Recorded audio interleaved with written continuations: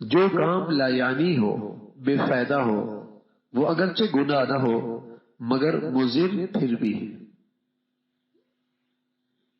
جو کام لا یعنی ہو، بے فائدہ ہو، وہ اگرچہ گناہ نہ ہو مگر مضر پھر بھی۔ قد افلح المؤمنون الذين هم في صلاتهم خاشعون والذين هم عن اللغو معرضون والذين هم للزکاة فاعلون۔ ایک طرف نماز کا ذکر اور ایک طرف زکوٰۃ کا ذکر، بیچ میں کس کا ذکر ہے؟ والذین هم عن اللغو معرضون، لا یعنی سے بچنا۔ اب بتائیے لا یعنی کی کتنی اہمیت ہے؟ دو فرائض کے درمیان اس کو جو لے کے آئے، اس طرح توجہ دلائی کہ اگر یہ لا یعنی ہوگا تو دل کا تزکیہ مشکل ہو جائے گا، یہ لا یعنی ہوگا تو نماز میں خشوع مشکل ہو جائے گی۔ لا یعنی کے ساتھ نماز کی خشوع مشکل ہو جائے گی، دل کا تزکیہ مشکل ہو جائے گا، یہ مشکل ہو جائے گا۔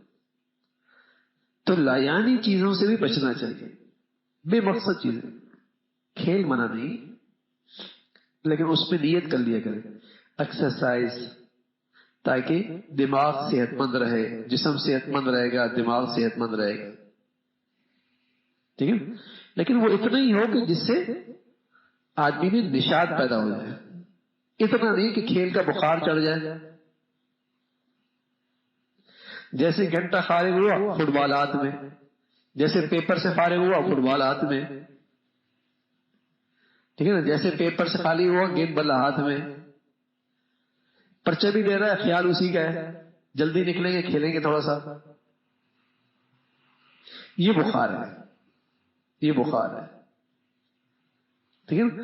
اور ایک یہ ہے کہ کھیل کے وقت کھیل اس لیے تاکہ تھوڑا سا طبیعت میں نشاط پیدا ہو، طبیعت میں نشاط پیدا ہو۔ آج دنیا میں کھیل فتنہ بن گیا ہے، نشاط کا ذریعہ نہیں رہا، فتنہ بن گیا، ٹھیک ہے نا؟